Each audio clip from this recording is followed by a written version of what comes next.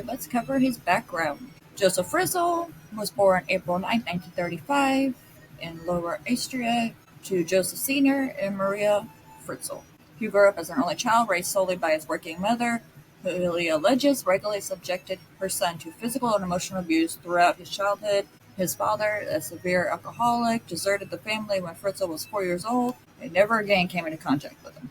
The elder Fritzl later fought as a soldier during World War II and was killed in action in 1944. His name appears on a memorial plaque in Amsterdam. 1856, age 21, the young Fritzl married 17-year-old Rosemary. Yeah, you just heard that right. So he was already liking younger women. Yeah, with whom he had 3 sons and 4 daughters, including Elizabeth, who was born April 6, 1966. So reportedly began essaying her in 1977 when she was only 11. After completing his education at HTL Technical College with qualifications in electronic engineering, Fritzl obtained a job at the Voestalpine in Linz. From 1969 until 1971, he held a job in a construction material firm in Amsterdam. Later, he became a technical experiment salesman, traveled through Austria. Fritzl retained and retired from active employment when he turned 60 in 1995. He continued some commercial activities in addition to an apartment building in Amsterdam. He rented out several other properties. In 1972, Fritzl purchased a guest house and an adjacent campsite at Lake Mondesi, managing the property together with his wife until 1996. Ooh, he has a criminal history? Okay. 67, Fritzl broke into the Linz home of a 24-year-old nurse while her husband was away and arred her, while holding a knife to her throat.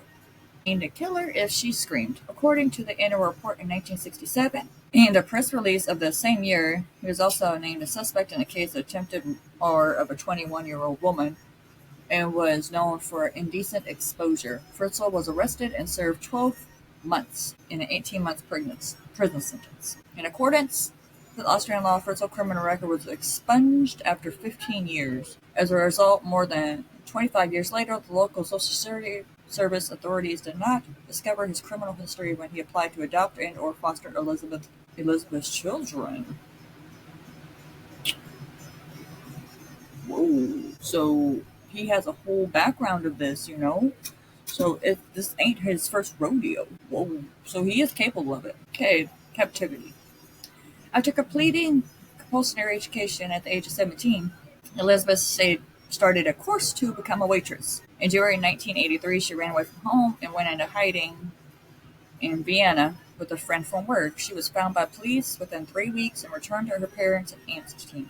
Elizabeth rejoined her waitress course, finished it in mid-1984, and was offered a job in Linz. In August 28, 1984, after Elizabeth turned 18, Fritzl lured her into a basement of the family home, saying that he needed help carrying a door, but in reality, he had been converting the basement into a makeshift prison chamber. The door was the last thing he needed to seal it. After Elizabeth held the door in place while Fritzl fitted it into the frame, he held an ether-soaked towel to her face until she was unconscious, then threw her into the chamber. After Elizabeth's disappearance, Rosemary filed a missing persons report almost a month later. Fritzl handed over a letter to the police, the first of several that he had forced Elizabeth to write while she was in captivity. The letter, postmarked, I'm not even going to attempt this word, stated that she was tired of living with her family and was staying with a friend. She warned her parents not to look for her or she would leave the country.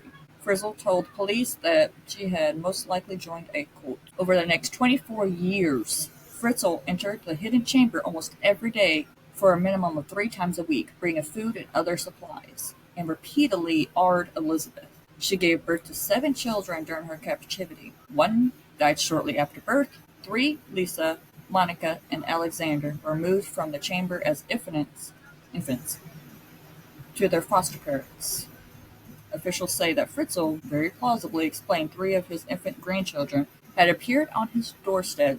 The family received regular visits from social workers who saw and heard nothing arouse their suspicions. So, following the 4th child's birth in 1994, Fritzl allowed the enlargement of the chamber from 380 to 590 square foot, putting Elizabeth and her children to work digging out the soil with their bare hands for years. The captives had a television, a radio, video cassette player. Food could be stored in the refrigerator or cooked, heated on hot plates. Elizabeth taught the children to read and write at times. Joseph would punish the family by shutting off their lights or refusing to deliver food for days at a time. He told Elizabeth and the three children who remained, Kirsten, Stefan, and Felix, that they would be gassed if they had tried to escape. Investigators concluded that it was an empty threat, pretty much, to frighten them. There was no gas applied to the base. Joseph also told them that they would be electrocuted if they tried to meddle with the cellar door. According to the sister-in-law, Christine, Joseph entered the basement every morning at 9 a.m. to draw plans for machines, which he told them or sold them to manufacturer firms. He often stayed there for the night and did not allow his wife to bring him coffee. The attendant, who rented the ground floor room in the basement for 12 years, claimed to be hearing noises from the, which Fritzl, Joseph, said were caused by the faulty pipes and gas heating system. On April 9th, 2008, Joseph agreed to seek medical attention for Kirsten, Elizabeth's eldest daughter, who fell unconscious. Elizabeth helped him carry Kirsten out of the chamber, saw the outside world for the first time in 24 years. He forced Elizabeth to return to the chamber where she remained for a final week. Kirsten was taken by ambulance to a local hospital and was admitted in serious condition with life-threatening kidney failure. Joseph later arrived at the hospital claiming to have found a note written by Kirsten's mother.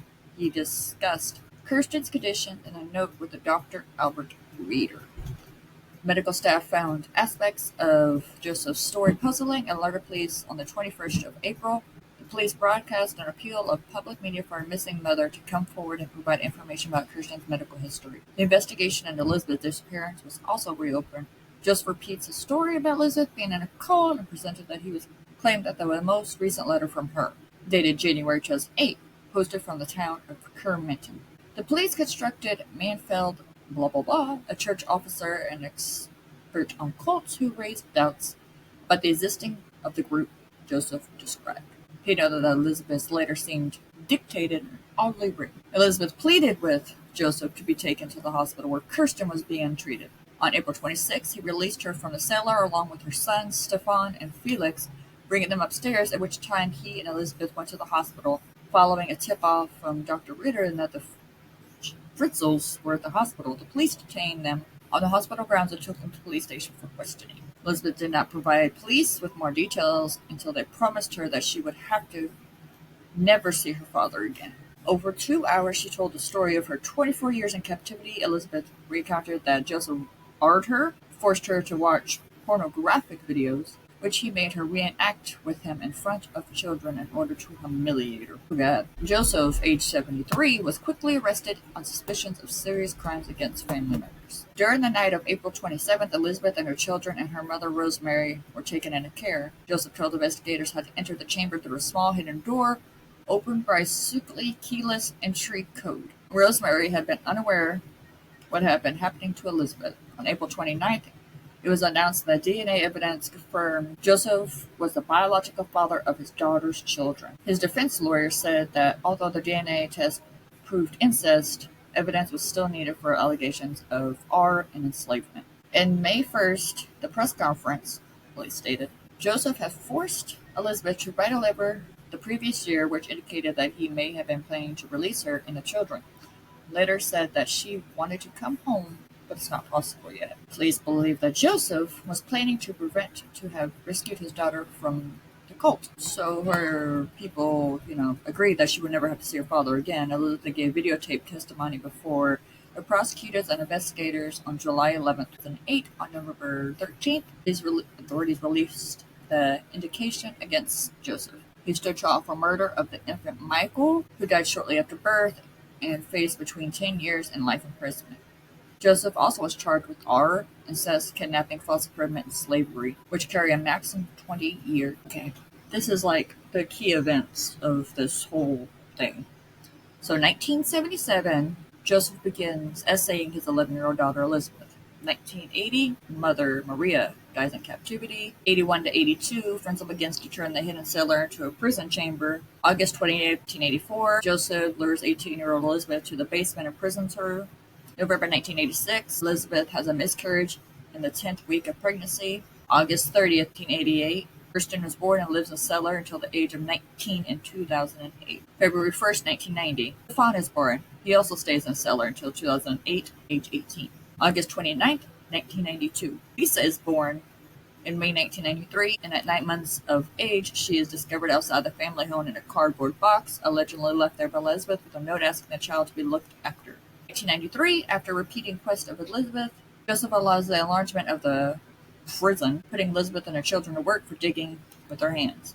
February 26, 1994, the fourth child, Monica, is born. December 1994, Monica, at 10 months of age, is found in a stroller outside the entrance of the house shortly after Fritzl's wife, Joseph's wife, Rosemary, receives a phone call asking her to take care of the child. The caller sounds like Elizabeth, but it's assumed that Joseph used a recording of her voice. Rosemary reported the incident to the police, expressing astonishment that Elizabeth knew their new ex-directory phone number. Oh, they got a new phone number. There's no way Elizabeth could have known that because she's been gone for 24 years. Damn.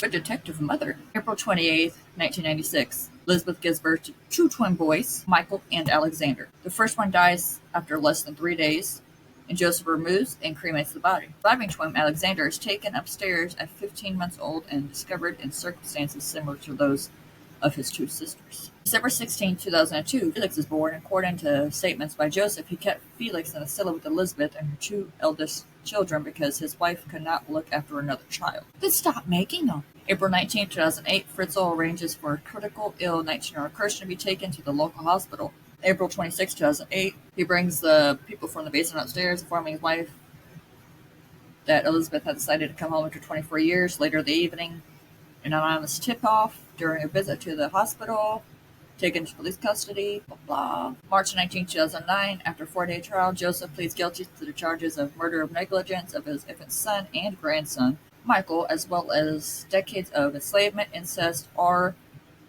coercion, and false imprisonment of his daughter Elizabeth, and sentenced to life imprisonment. It gives you the trial, and now, as the years go by... Oh. Okay, we're going to read this. Kirsten was reunited with her family June 8, 2008, when she was awakened from her artificially induced coma. Doctors said that she would make a full recovery. It was revealed that Elizabeth and her children had been more traumatized than previous thought. During captivity, Kirsten tore out her hair in clumps and was reported to have shredded her dresses before stuffing them in the toilet. Stefan could not walk properly because of his height, 5 foot 8 inches, which had been forced him to stoop the 5 foot 6 cellar. So he was taller than the whole cellar. Oh my gosh. Wonder why you couldn't walk correctly. It has also been revealed that normal everyday occurrences such as dimming the lights or closing the doors plunged Kirsten and Stefan in anxiety and panic attacks. The other three of Elizabeth's children who were raised by their father were being treated for anger, resentment of the events. So in the end,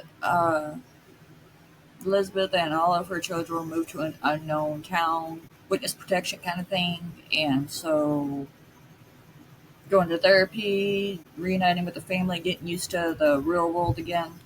So, yeah, but sorry that this was such a brutal story.